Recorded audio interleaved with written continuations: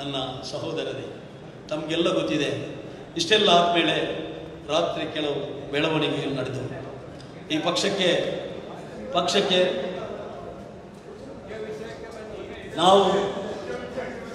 ನಾನು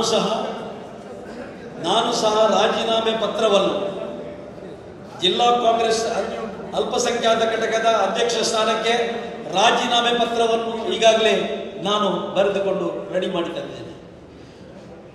ರಾಜ್ಯ ಕೆಪಿಸಿಸಿಯ ಪ್ರಧಾನ ಕಾರ್ಯದರ್ಶಿಯಾದ GM ಅವರವರು ರಾಜೀನಾಮೆ ಪತ್ರವನ್ನು ತೆಗೆದು ನಾನು ಬರ್ತೇನೆ ಅಂತೇಳಿ ಹೇಳಿದರು.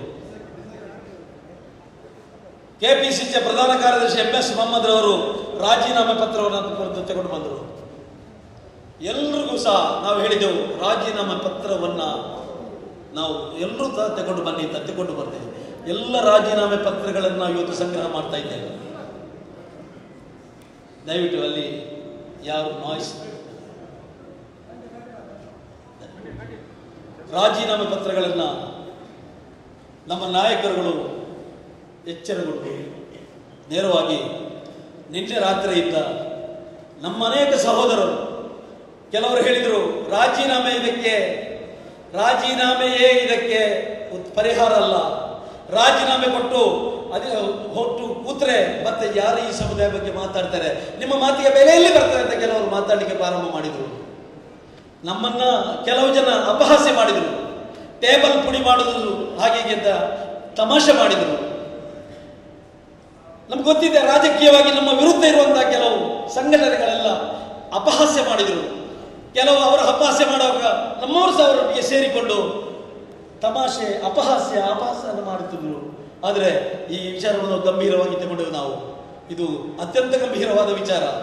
ನಮ್ಮ ಸಹೋದರರು ಹಿರಿಯರೆಲ್ಲ ಅನೇಕ ಸಲಹೆಯನ್ನು ಕೊಟ್ಟರು. ಆದರೆ ನಾವು ಈ ನಿರ್ಧಾರಕ್ಕೆ ಬದ್ಧರಿದ್ದೇವೆ ಅಂತ ಈ ಸಂದರ್ಭದಲ್ಲಿ ನಾನು ಹೇಳಲಿಕ್ಕೆ ಇಷ್ಟಪಡ್ತಾ ಇದ್ದೇನೆ. ಆದರೆ ರಾತ್ರಿ ಜಾತ್ಯತೀತ ಮನೋಭಾವದ ಈ ಜಿಲ್ಲೆಯಲ್ಲಿ, ರಾಜ್ಯದಲ್ಲಿ ಶಾಂತಿ ಸುವ್ಯವಸ್ಥೆ ಕಾಪಾಡಬೇಕು ಅಂತ ಬಹಳ ಅದನ್ನು ಜತನದಿಂದ ಕಾಪಾಡಿಕೊಂಡು ಬರಬೇಕಂತ ಕೆಲವು ನಾಯಕರುಗಳು ಮೇಲಿಂದ ಮೇಲೆ ನಮಗೆ ಹೇಳಿದರು, ಒಂದು ವಾರದ ಕಾಲ ಅವಕಾಶ ಕೊಡಿ, ನಿಮ್ಮ ರಾಜೀನಾಮೆಯನ್ನು ತಗೊಳ್ಳಿ. ನಾನು ಹೇಳಿದೆ, ರಾಜೀನಾಮೆಯಿಂದ ಹಿಂದೆ ಸರಿದಂತ ಪ್ರಶ್ನೆ ಇಲ್ಲ, ಎಲ್ಲ ರಾಜೀನಾಮೆಗಳನ್ನು ನಾವು ಸಂಗ್ರಹಿಸಿಟ್ಟುಕೊಂಡಿದ್ದೇವೆ, ಅದನ್ನು ತಗೊಂಡು ಬೆಂಗಳೂರಿಗೆ ಬರ್ತೇವೆ ಅಂತ ಹೇಳಿದೆ. ಹಿಂದೆ ಸರಿಯುವಂತ ಪ್ರಶ್ನೆ ಇಲ್ಲ ಅಂತ ನಾನು ಖಡಾಖಂಡಿತವಾಗಿ ಹೇಳಿದ್ದೆ.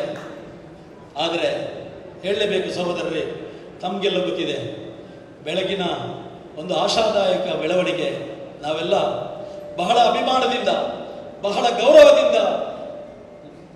ಗೌರವದಿಂದ ಮತ್ತು ನಿರೀಕ್ಷೆ ಇಟ್ಟುಕೊಂಡಿರುವಂತಹ ಸಾಮಾಜಿಕ ನ್ಯಾಯದ ಹರಿಕಾರರು, ನಮ್ಮೆಲ್ಲರ ಅಭಿಮಾನದ ಮುಖ್ಯಮಂತ್ರಿ ಸಿದ್ದರಾಮಯ್ಯನವರು ಇಂದು ಬೆಳಿಗ್ಗೆ ಅವರ ರಾಜಕೀಯ ಕಾರ್ಯದರ್ಶಿ ನಜೀರ್ ಅಹಮದ್ ಮತ್ತು ಅಲ್ಪಸಂಖ್ಯಾತ ವ್ಯವಹಾರಗಳ ಸಚಿವರಾದಂತಹ ನಜೀರ್ ಅಹಮದ್ ಅವರೊಂದಿಗೆ ನೇರವಾಗಿ ಸಮೀರ್ ಅಹಮದ್ ಅವರೊಂದಿಗೆ ನೇರವಾಗಿ BK ಹರಿಪ್ರಸಾದ್ ಅವರ ಮನೆಗೆ ಬರ್ತಾರೆ.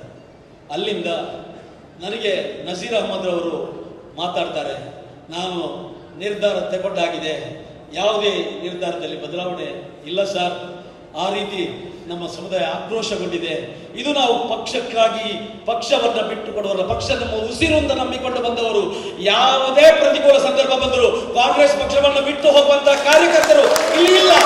ನಮ್ಗೆ ಗೊತ್ತಿದೆ, ಯಾವ ಸಂದರ್ಭ ಬಂದರೂ ಸಹ, ಸೋತು ಸುಣ್ಣಾದರೂ ಸಹ ನಾವು ಬೆವರು ಮತ್ತು ರಕ್ತ ಹರಿಸಿ ಕಟ್ಟಿದಂತ ಪಕ್ಷ ಇದು, ನಮ್ಮ ಮನೆ, ಇದನ್ನು ಬಿಟ್ಟು ಹೋಗ್ಲಿಕ್ಕೆ ನಮಗೆ ಯಾರ ಇದು ಬೇಡ, ನಾವು ಬಿಟ್ಟು ಹೋಗುದಿಲ್ಲ. ಆದರೆ ಪಕ್ಷದಲ್ಲಿ ನಮಗೆ ಜವಾಬ್ದಾರಿಯನ್ನು ಕೊಟ್ಟಿದ್ದೀರಿ, ಆದರೆ ಈ ಪರಿಸ್ಥಿತಿಯಲ್ಲಿ ಈ ಜವಾಬ್ದಾರಿಯನ್ನು ನಿರ್ವಹಣೆ ಮಾಡಲಿಕ್ಕೆ ಅರ್ಥ ಇಲ್ಲ ಸರ್, ಆತ್ಮಸಾಕ್ಷಿ ಹೋಗ್ತಾ ಇಲ್ಲ ಅಂತ ಈ ಮಾತುಗಳನ್ನ ಹೇಳಿದೆ.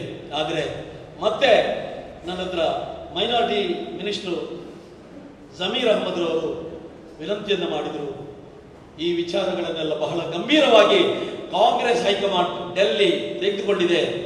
ಈ ವಿಚಾರಗಳೆಲ್ಲ ಬಹಳ ಚರ್ಚೆಯಾಗಿದೆ.